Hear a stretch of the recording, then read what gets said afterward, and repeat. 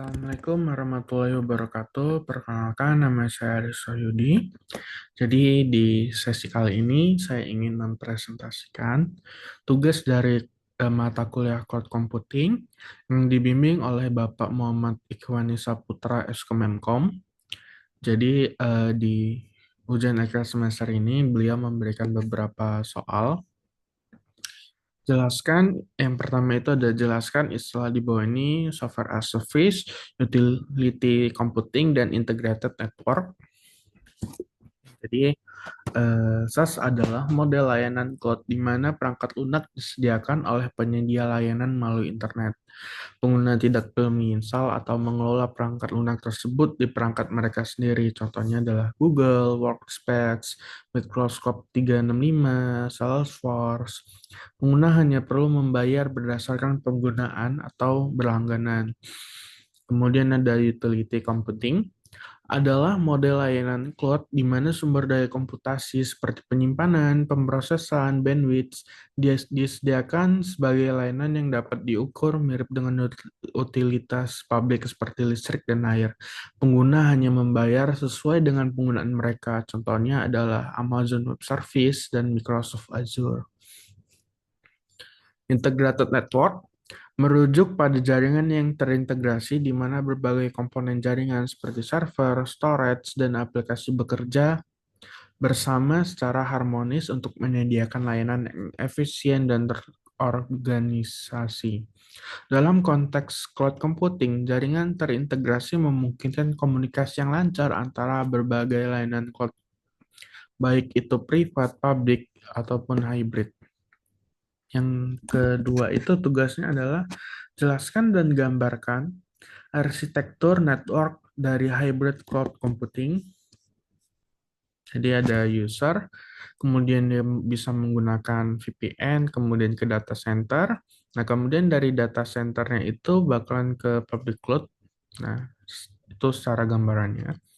Hybrid cloud computing menggabungkan infrastruktur cloud publik dan privat, memungkinkan data dan aplikasi untuk berbagai sumber daya di antara keduanya. Berikut adalah gambar arsitektur dari jaringan hybrid cloud. Yang pertama itu adalah on-premise infrastruktur, terdiri dari server, storage, dan jaringan yang dimiliki dan dikelola oleh perusahaan. Biasanya digunakan untuk aplikasi dan data yang membutuhkan keamanan tinggi atau kepatuhan regulasi. Kemudian ada public cloud infrastruktur.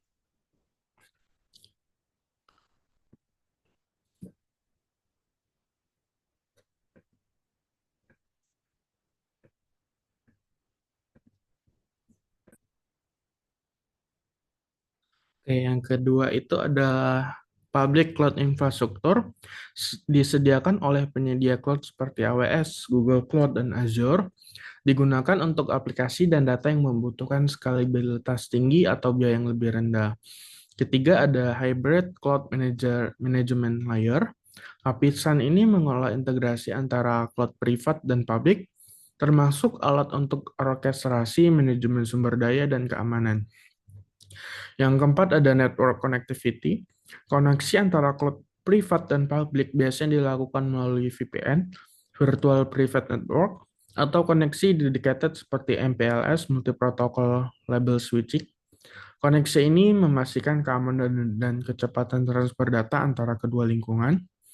Kemudian kelima ada security dan compliance. Keamanan diterapkan di seluruh jaringan hybrid cloud termasuk enkripsi data, firewall, dan control access. Compliance dengan regulasi industri juga dipertimbangkan. Kemudian yang keenam ada data synchronization. Data disinkronkan antara cloud privat dan publik untuk memastikan konsistensi dan ketersediaan data.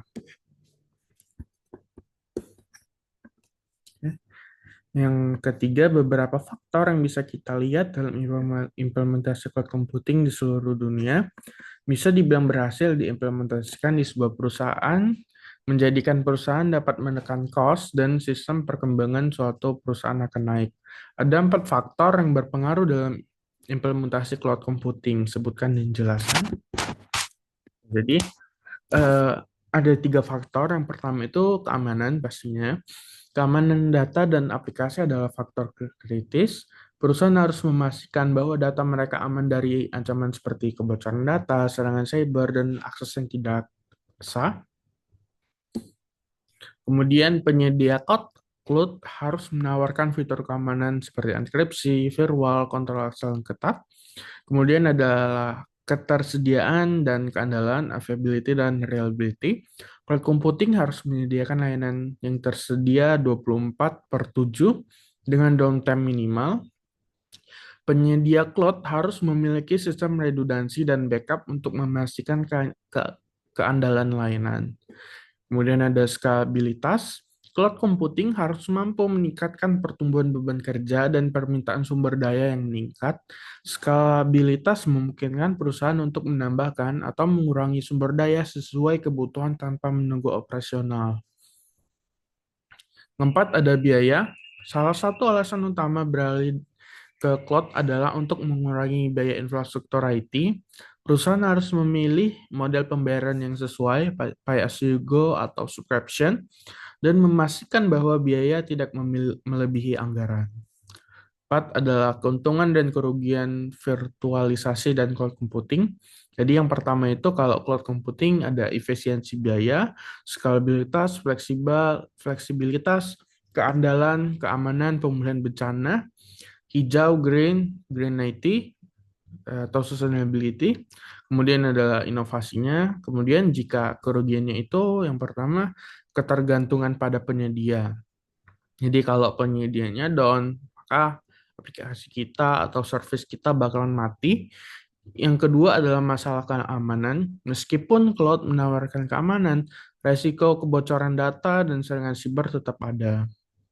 Biaya tersembunyi seperti tambahan transfer data, layanan premium, atau biaya keluar dari platform cloud bisa muncul.